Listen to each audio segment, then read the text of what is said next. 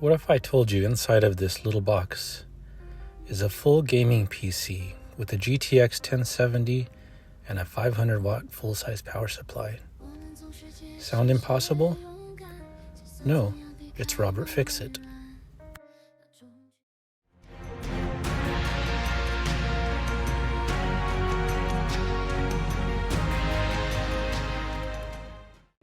So here it is, finally, the cardboard box PC. And the challenge was to make a budget gaming PC inside of a cardboard box. I always had intended to use the USPS box because they're free and they're always the same. So if somebody else wanted to try and duplicate what I did, they could easily just go to the post office and pick up a new one.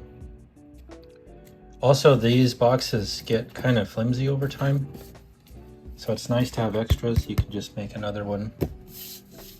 And I didn't permanently tape it because I want to be able to open it and show you what's inside, but it does fully close. My intention was to make it kind of look like not a computer and be able to put a monitor on top. And so you're almost in stealth mode, kind of. It didn't quite work out as planned. You can put a monitor on top, it's very solid.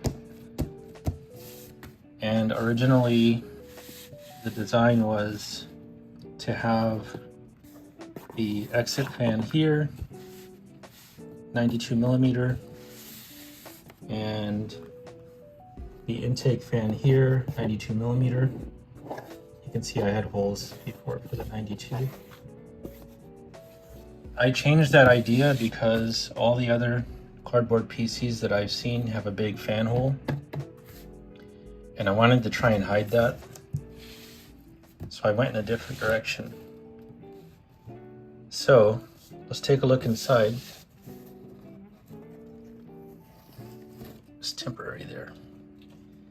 So what I did was I put the exhaust fan on top, and that's why you see this lid. So when you want to use it, you just do that, and then you just close it. You just grab it. I make a little handle for it so you can just easily pull it. So when I was using it, it was just kind of like this. And see, it still stays closed. And that's the hard drive mounting. Most people would just stick it to the side with tape. I just wanted it to be a little more secure, even though that looks ugly. And around to the back, this is where it gets messy. So I do have a full-size power supply here. It's on top of the CPU. And then this is just a very terrible cutout for the IO shield. And the intake fan is here. This is also closable. And then you go like that. It's supposed to stay, but it doesn't. Or you can just lift it up all the way. That's an 80 millimeter fan there. And I felt like that might not be enough airflow, so I made it extra large so the GPU can grab more air if it needs it. The hardest part was mounting the GPU bracket, and I wanted the GPU to be flush. So instead of having it sit back in like most people do, I took off the bracket and I made a cardboard bracket here that connects to the GPU. And the reason why I did that is because if I change the GPU, the hole is the same no matter what. And then I could make another GPU cardboard bracket, and then that's the mounting for the cardboard right there. The hardest part also was the power switch. The one that I had, I lost, and I made this one out of a mouse. This is actually a mouse connector. Worked fine. When I put it in, I glued it right here. See, I messed up on the glue. And I think it got inside the switch, because now the switch is bad. So now I have another switch. Should have just used this one in the first place. But this mounting looks terrible. I need a little circular cover or something. But it works. Now let's look inside.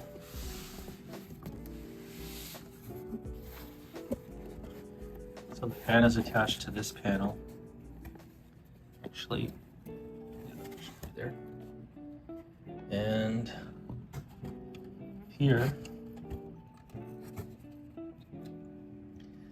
is the inside.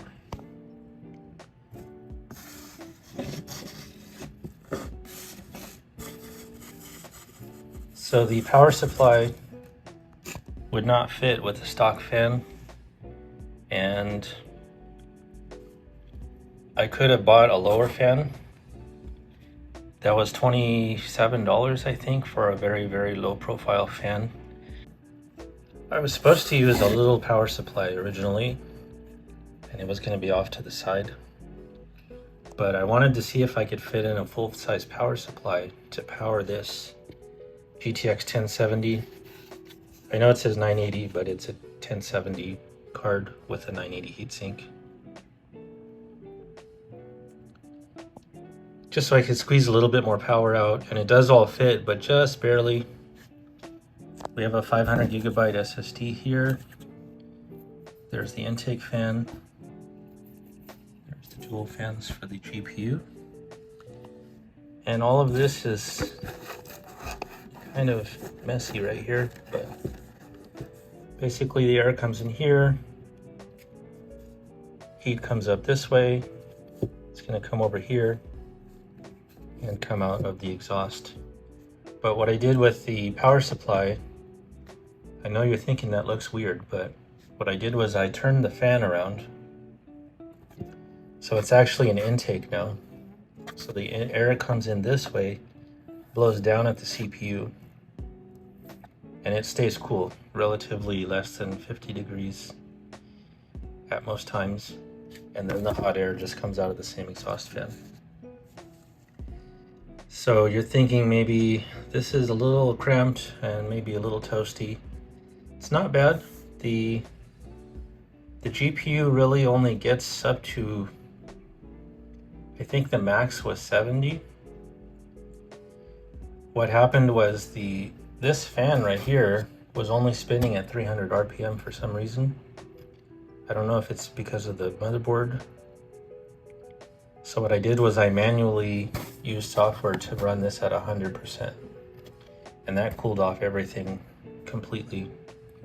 Also, the fan curve on this is a little more aggressive, just for safety.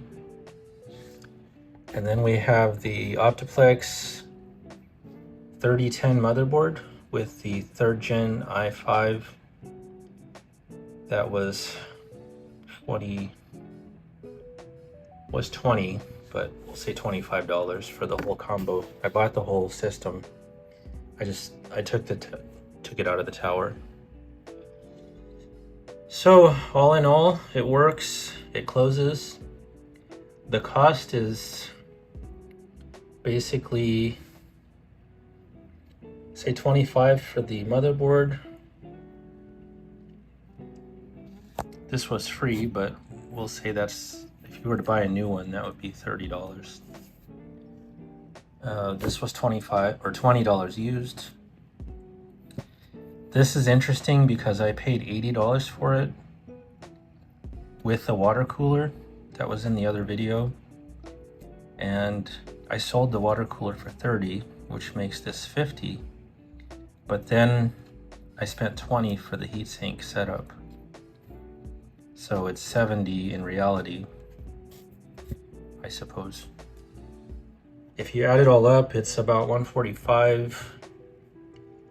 You can call it $150 with the fan. This fan, it's about $150. And of course the box is free.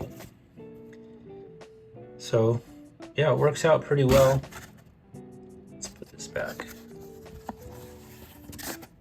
It looks very conservative and clean. So this is how it looks when it's on. It's closed. Let's close it back up. So when I had it running, this is just open like that. And then this is just propped like that. And I have a picture of everything when it's all plugged in. And of course the scoring system was for appearance.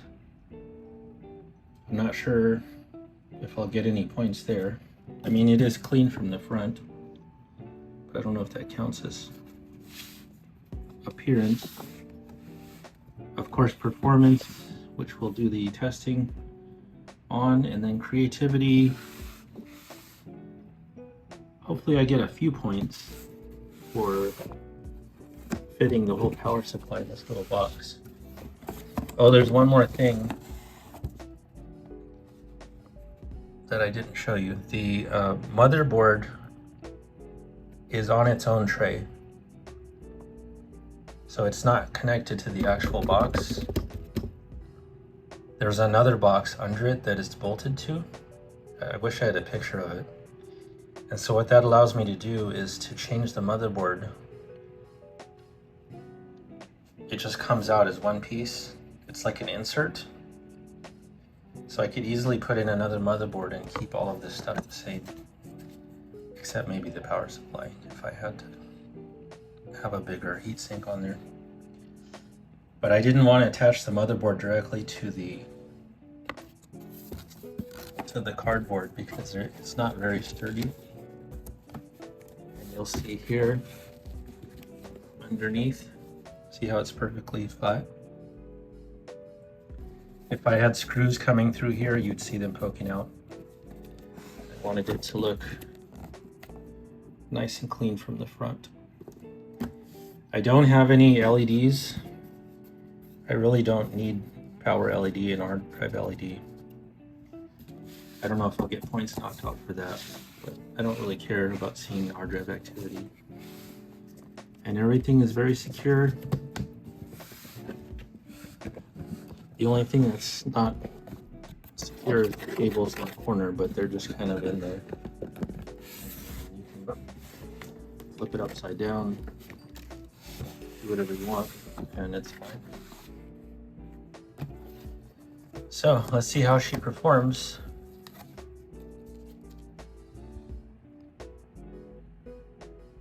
So just some basic benchmarks to start. This is CPU Z.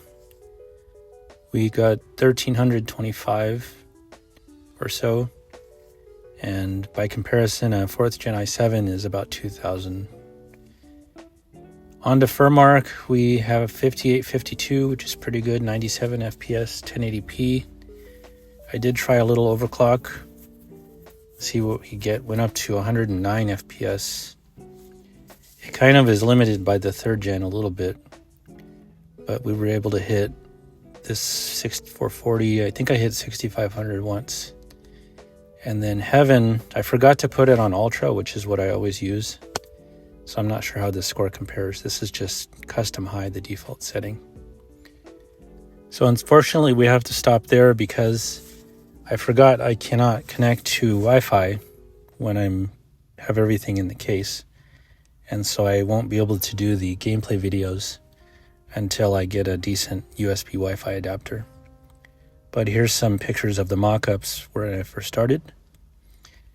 Overall, I'm pretty satisfied. It's a very budget setup and it all fits neatly, securely. And now we'll compare this to the other people in the competition and see what they come up with. And then I'll put down in the comments below what the frames per second were in the various games. So good luck out there, and we'll see you soon.